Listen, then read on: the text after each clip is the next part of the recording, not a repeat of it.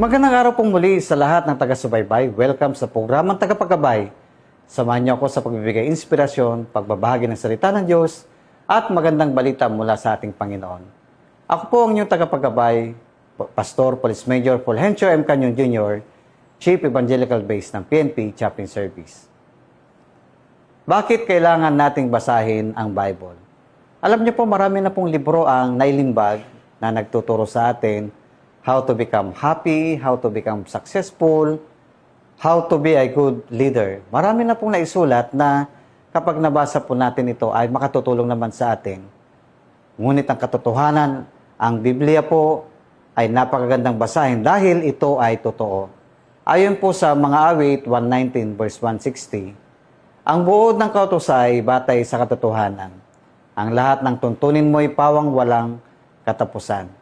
Ang lahat ng nakasulat po sa banal na kasulatan ay katotohanan at siyang magbibigay po sa atin ng karunungan upang tayo po ay magtagumpay sa buhay na ito. Bukod sa ating kiniklaim na ang Bible ay totoo, napatunayan din na totoo ito dahil iisang mensahe nito kahit iba-iba ang taong sumulat sa iba't ibang panahon at pagkakataon. Nakaayon ang manilalaman nito sa mga pangyayari, sa history, at pinatunayan ito ng archaeology. Tama ang prediksyon nito ng future at makikita ito sa mga natupad na mga hula o prophecy. Nagbibigay din ito sa permanenteng pagbabago sa buhay ng tao. Pinapatunayan nito ang karanasan ng maraming mga mananampalataya na naniniwala sa Bible. Actually, ang Bible po ay nasa 1,500 taon na pagkakasulat. Iba't ibang lugar, iba't ibang tauhan, pero iisa po ang mensahe. At alam niyo po kung ano po ang mensahe. Ang mensahe po ay ang pag-ibig ng Diyos. Bakit kailangan basahin ang Bible? Dahil ito ay gabay. Alam niyo po ba yung gabay sa atin pong paglalakbay? Ngayon, ginagamit po natin yung Waze, ginagamit po natin yung Google Map para hindi po tayo maligaw sa atin pong pupuntahan. Pero may mga pagkakataon kapag sinunod natin si Waze, ay naliligaw tayo. Pero sabi po sa mga awit 119, 105, salita mo'y isang tanglaw na sa akin ay patnubay. Sa landas kong daraanan, liwanag na tumatanglaw. Opo, ang salita ng Diyos, habang tayo po, katulad po ng buhay natin, ang buhay ay paglalakbay.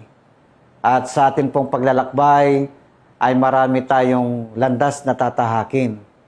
At alam niyo po, napakahirap pong maglakad sa kadiliman. Kailangan po natin ng ilaw para hindi po tayo madapa, hindi tayo matisod, o hindi tayo mapahamak. Ito ay katulad po ng isang ilaw, no? Ilaw na tumatanggalaw doon sa daraanan po natin.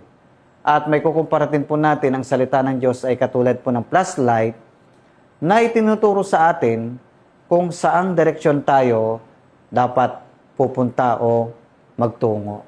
At alam niyo po, nais ng Diyos na tayo pong lahat ay magtagumpay sa ating buhay. Kaya habang bata pa, kinakailangan po nating mag-aral at hanggang makagraduate tayo. At alam po natin, no, ang Bible ay nagtuturo sa atin patungkol sa Diyos, patungkol sa Kanyang nilikha, patungkol sa mga mabubuting bagay na dapat nating gawin habang tayo po ay nabubuhay sa mundong ito. Nais ng Diyos na tayo po ay magtagumpay sa ating buhay.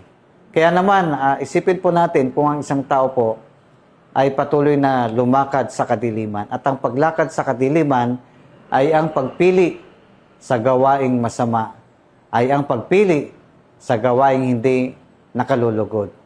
Kaya naman, makikita po natin na ang salita ng Diyos ay tumatanglaw sa landas ng ating patutunguhan. Nais na Panginoon na tayo pong lahat ay magtagumpay sa buhay nito. Bagamat may mga pagsubok tayong pinagdaraanan, ang salita ng Diyos ang magbibigay gabay, patnubay, karunungan at katalinuhan upang piliin po natin. Lahat po tayo ay may kalayaan na mamili at piliin kung ano yung mga bagay na gusto natin para po sa atin. Kaya sa mga kabataan, habang bata pa, habang pinag-aaral pa tayo ng magulang natin, sikapin po natin na makatapos ng pag-aaral. At kapag tayo po ay nakatapos na, magtatrabaho tayo At kapag tayo po ay magtatrabaho, darating yung panahon na tayo po ay magkakaroon ng pamilya hanggang sa umabot sa atin yung pagre-retiro. Ang buhay po natin, mula pagkabata hanggang pagtanda, ay kinakailangan po natin ng gabay upang hindi po tayo maligaw. Ang salita ng Diyos ay magbibigay gabay sa atin upang hindi po tayo mapahamak. Bakit kailangan basahin ng Bible? Dahil ito ay nagbibigay ng pag-asa. Alam niyo po, katulad po ngayon, tumaas po yung krudo, gasolina. Kasunod po nito ay ang pagtaas ng bilihin. Pero wag po tayong mawala ng pag-asa. Dahil sabi po sa Roma, 11 talatang 4, anumang nasa kasulatan noon pang una ay nasulat sa ikatututo natin upang sa pamamagitan ng pagtitiis at sa pagpapalakas ng loob mula sa kasulatan ay magkakaroon tayo ng pag-asa. Alam niyo po, napakarami pong pangako sa banal na kasulatan. At sabi nga ng Panginoon, hindi kita iwanan at hindi kita pababayaan. Ako ang Diyos na manggagamot. Ako ang Diyos na nagbibigay. Isipin po natin ng Diyos na makapangyarihan sa lahat ang nangako sa atin na tayo ay kanyang gagabayan, papatnubayan at patuloy na pagpapalain. Sino tayo? Para matakot. Huwag po tayong matakot na harapin ang buhay at alalahanin po natin habang tayo po ay may buhay, tayo pong lahat ay mayroon pong pag-asa. Buhay ang pag-asa natin sapagkat ang Diyos ay tapat sa lahat ng kanyang mga pangako sa atin. Ang Bible ay nagbibigay ng karunungan sa ating pong pamumuhay. Ayon po sa mga awit, 11 talatang 7, ang batas ni Yahweh, walang labis, walang kulang, ito'y nagbibigay sa tao ng panibagong kalakasan. Ang mga tuntunin ni Yahweh, mapagkakatiwalaan, nagbibigay ng talino sa payak na isipan. Alam niyo po, iba po yung head knowledge, iba po yung wisdom from the Lord. Ang head knowledge, yan po yung kakayanan po natin na matutunan ang isang bagay mula sa ating karanasan, sa mga aklat o sa mga bagay na itinuro sa atin.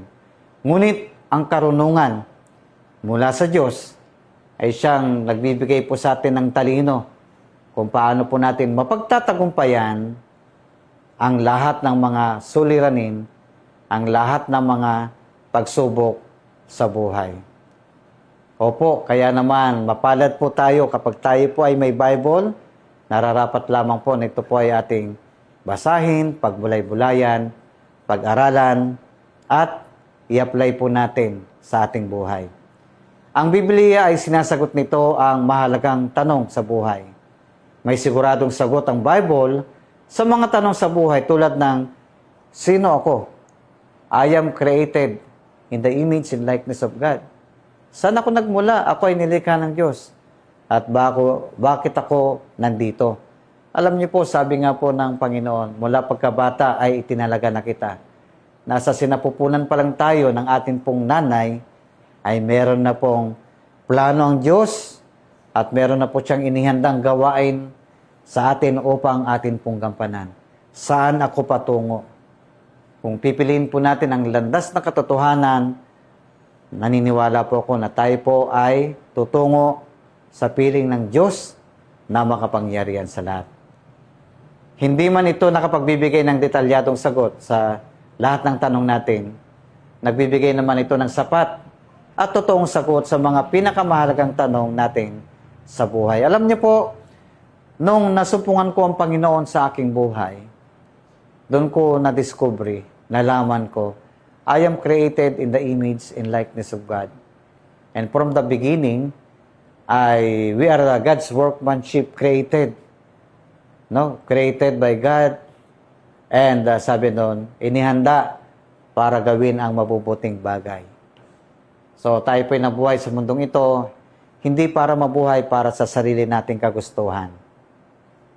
Tayo po ay nabuhay sa mundong ito upang gawin ang kalooban ng Diyos para po sa ating lahat. Alam niyo po, kapag ipinagkatiwala po natin ang ating buhay sa Panginoon, inilagak po ang tiwala sa Kanya, naniniwala po ako na tayo pong lahat ay magtatagumpay at makakamit po natin higit pa doon sa iniisip mong pangarap, higit pa sa iniisip mong ambisyon higit pa sa kayamanan na iyong inahangad.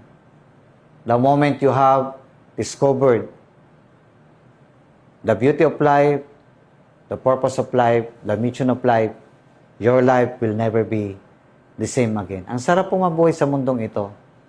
Ang sarap mabuhay sa mundong ito na alam mo na mayroong Diyos na makapangyarihan na siyang gagabay sa atin at magbibigay po ng lahat ng atin po mga pangailangan. Panginoong Diyos, marami pong salamat sa Bible, sa banal na kasulatan, na sa loob ng napakahabang taon ay nailimbag at ito ay naglalaman ng mensahe ng iyong pag-ibig sa sanlibutan, pag-ibig sa lahat ng tao upang maranasan pong kaligtasan mula sa iyo.